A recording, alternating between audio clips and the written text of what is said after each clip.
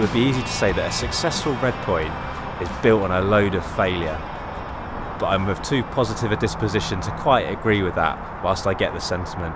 I think a successful red point is built on a load of mini victories. That's the key, isn't it?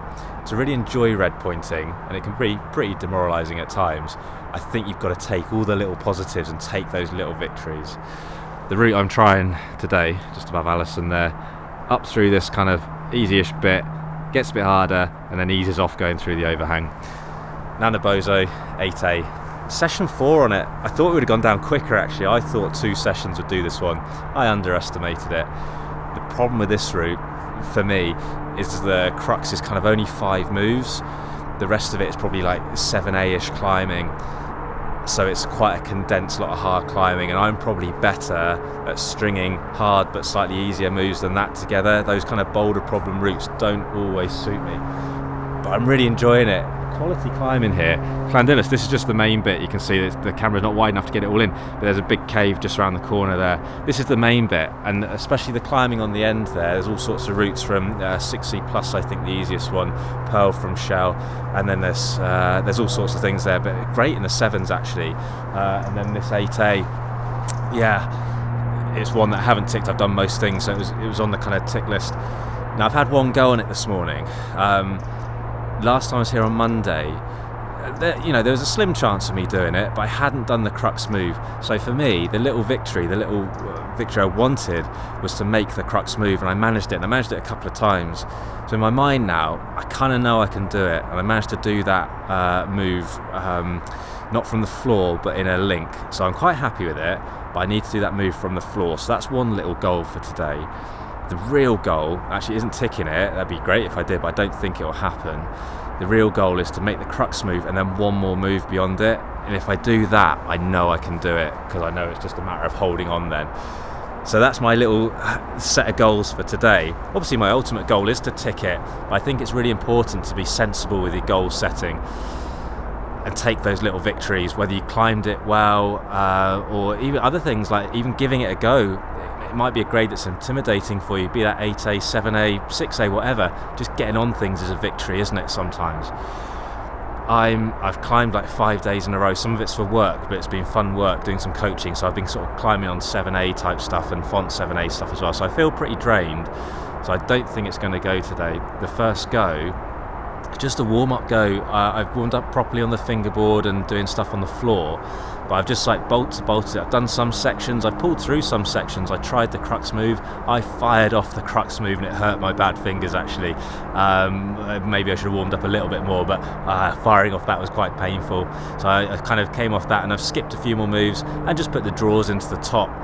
So if I can do that goal of getting through the crux move and one beyond, I'll be so happy with that if I can get that done today. And then after some rest, just knowing I can do it all, that's the key for me. So I'll have a bit of rest, and I'll have another go later. Got to belay Alison on something she's trying now as well, and we'll have a bit more footage of me having a go, and then I'll chat a bit more about red pointing and that kind of thing.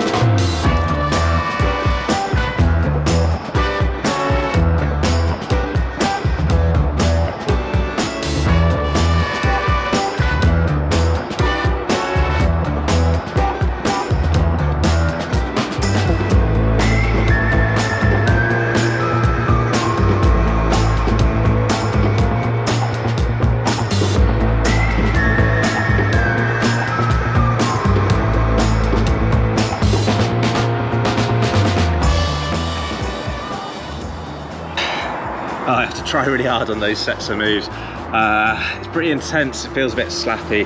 They're really the opposite of my climbing style, but I try and get better at it so I do a lot of bouldering and stuff.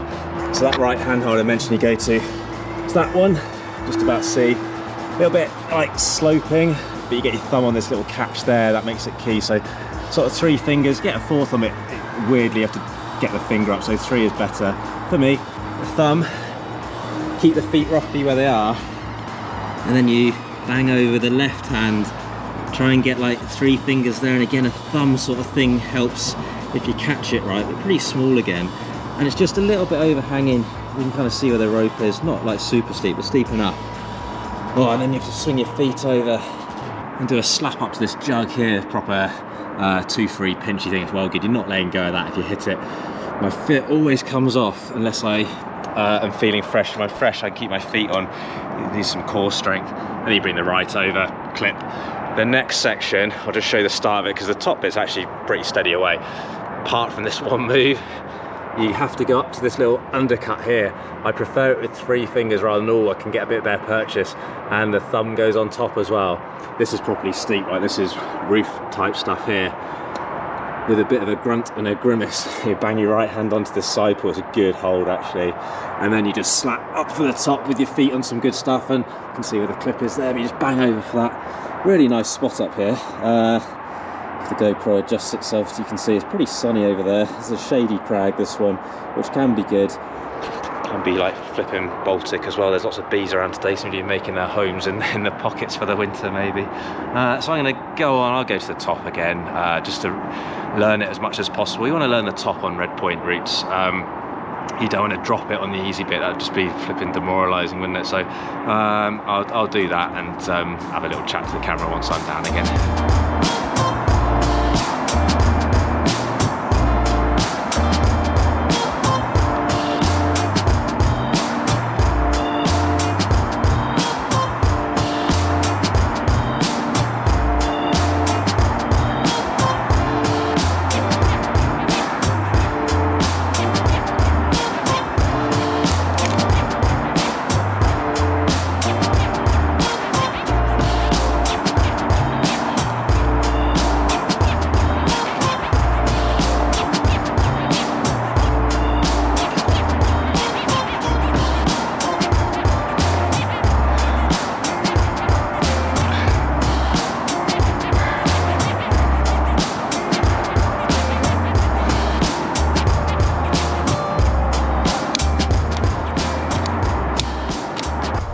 When I'm coaching and stuff, I'm always going on about making sure that after a red point go, you eat some food, drink some water, you know, so you stay well fed and hydrated, replenish the energy stores, and make sure you start well by eating a good breakfast and all that kind of stuff.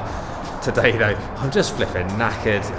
Things have become clear through the day that my initial goal of trying to link that section 1 move further past the crux move, it's just never going to happen, and that's fine, it is what it is. There's still lots of stuff to be learned, so I'm going to have one more go on it, a third go. I'm only going to get 3 goes today. I'm not even worrying about the crux. I'll probably do the moves having dangled a bit, but actually my goal now is just to learn the route a bit better, especially the start. The first couple of bolts that I've shared with another route, there's a 7B plus, I think it was Majkiwis that I've done through there. But just trying to learn them so I do it perfectly, so I save every last tiny bit of energy I can for when I come back next time, which was going to be tomorrow, but it's not now. And I can really like attack that crux, having climbed super smoothly through the first bit. And I will do those other moves, and I'll do the top bit as well. So despite not hitting the actual goals I wanted to today, that's fine, that's just climbing, isn't it? I didn't realise I felt as tired as I was. Next visit, it's another time, isn't it? Interrupting myself. I'm good at interrupting people, less so myself normally, but interrupting myself. I did film the start of that route on the GoPro. Oh my goodness, I climbed it like an absolute bag of spanners. Not to be unexpected, I am feeling flipping tired, as I've already said about 1,000 times. I know it well enough, but I'd set that as a mini goal, and I didn't get anywhere near to climbing it as smoothly as I wanted. That's okay, it is, like I say, what it is. I'm tired. But what did go well is I slapped around a little bit on the crux section, just seeing, fiddling with body positions, that kind of thing. And I refined some beta a bit. But what I did do is I then pulled onto the crux hold, made the move left, sorted the feet out, made the big move left to the twofer, matched the twofer, figured out some good drop knee beta, went into the undercut, get the side pull, and then the big slap for the big jugs that are at the end of the route, really, to the top on the steep stuff. And I hadn't done that before in Awana. So despite not feeling at my best, that's a massive victory. I'm super happy with it.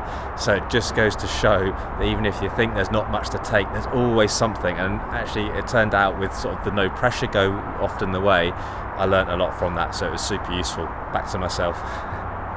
It's a cool spot here, like I showed earlier, that you come into the caves as well. They look green and slimy. It's actually quite dry in here at the moment. There are some hard roots that come through here, Chris Doyle ones. There's a 7A that goes up the edge as well. There's some proper green slimy stuff here. Like I said, it's actually not that slimy. I've not done them, but they're 6s. But what a cool thing, look at what that tufa stuff. Not like Spanish or Greek tufas that are all golden and dry. These are the green Welsh variety, but definitely worth checking out. Pretty shady place, so it can be cold, so do definitely bring an extra layer as to what you might expect to wear, because it's really important. There's a lot of standing around climbing, isn't there? So keeping warm, like I say, fed and hydrated and everything as well, but whatever I did today, it wasn't really going to help. But it's certainly been useful for me, just not the useful I thought it would be.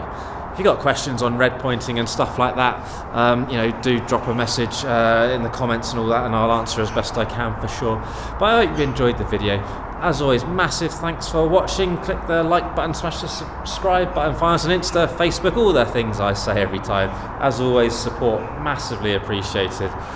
Yeah, I know I say this every time as well, but I will keep saying it. Just blows my mind, it really does. So massive, massive thanks. Thanks again for watching.